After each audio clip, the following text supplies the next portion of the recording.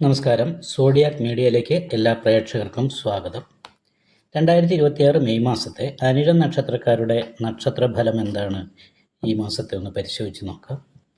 അനിഴം നക്ഷത്രക്കാരെ സംബന്ധിച്ചിടത്തോളം ചന്ദ്രലഗ്നാധിപതിയായിരിക്കുന്ന ചൊവ്വ സ്വക്ഷേത്ര ബലവാനായിട്ടാണ് നിൽക്കുന്നത്. പക്ഷേ 6-ാം ഭാവത്തിലാണ്. അതേപോലെ തന്നെ അഷ്ടമത്തിലാണ് വ്യാഴം. നിവർത്തി സ്ഥാനാധിപതിയായിരിക്കുന്ന ശുക്രനും അഷ്ടമത്തിലാണ്. അപ്പോൾ അവനവൻ തന്നെ ശ്രദ്ധക്കുറവോടുകൂടി ചെയ്യുന്ന കാര്യങ്ങൾ അവനവന് തന്നെ ദോഷമായിട്ട് വരികയും ധനനഷ്ടം പോലെയുള്ള പ്രശ്നങ്ങൾ, ദാമ്പത്യ സുഖക്കുറവ് പോലെയുള്ള വിഷയങ്ങളൊക്കെ അനുഭവപ്പെടാനും സാധ്യതയുള്ളൊരു മാസമാണ്. പ്രത്യേകം ശ്രദ്ധിക്കേണ്ട മാസമാണ്. കാരണം ആഗ്നേയഗ്രഹമായിരിക്കുന്ന സൂര്യൻ 7-ാം ഭാവത്തിലാണ്. അത് അഷ്ടമാധിപതിയായിരിക്കുന്ന ബുധനോട് യോഗം ചെയ്തിട്ടാണ് നിൽക്കുന്നത്. അപ്പോൾ അങ്ങനെയുള്ളത് കാരണം കൊണ്ട് ആഗ്നേയർ വിധവാസരാശി മിശ്രേ പുനർഭൂപവേൽ എന്നൊക്കെ പറയുന്ന യോഗമാണ്.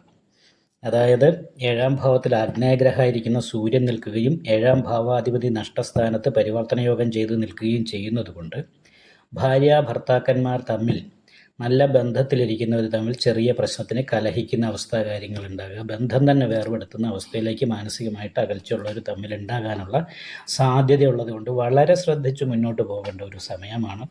സമയദോഷമാണ് എന്ന് മനസ്സിലാക്കിക്കൊണ്ട് തന്നെ പ്രശ്നങ്ങളിൽ നിന്നും മനഃപൂർവ്വം മാറി നിൽക്കേണ്ട ഒരു സമയമാണ്. കാരണം ഇവിടെ ലഗ്നാധിപതി 6-ൽ നിൽക്കുക എന്ന് പറയുമ്പം അവനവൻ തന്നെ ശ്രദ്ധക്കുറവോടുകൂടി ചെയ്യുന്ന പ്രശ്നങ്ങളാണ് അവനവന് ദുരിതമായിട്ട് വരിക എന്നുള്ളത് എപ്പോഴും ചിന്തിക്കേണ്ടതും ശ്രദ്ധിക്കേണ്ടതുമായിരിക്കുന്ന കാര്യമാണ്. അതേപോലെ തന്നെ ലഗ്നാൽ 5-ൽ ശനിയാണ്. അപ്പോൾ നിരാശയുണ്ടാകുക, അലസത, എല്ലാ കാര്യം നാളത്തേക്ക് നീട്ടിവെക്കുന്ന ഒരവസ്ഥയുണ്ടാകുക, മാനസികമായിട്ട് ഉന്മേഷക്കുറവുണ്ടാകുക, ഇങ്ങനെയുള്ള കാര്യങ്ങൾക്ക് യോഗമാണ്. അതേപോലെ 4-ാം ഭാവത്തിലാണ് രാഹു നിൽക്കുന്നത്. അപ്പോൾ 4-ാം ഭാവത്തിൽ പാപയോഗം വരുമ്പോൾ വീട് വിട്ട് നിൽക്കുക, വീട് മാറ്റം പോലെയുള്ള കാര്യങ്ങൾക്ക് യോഗമാണ്.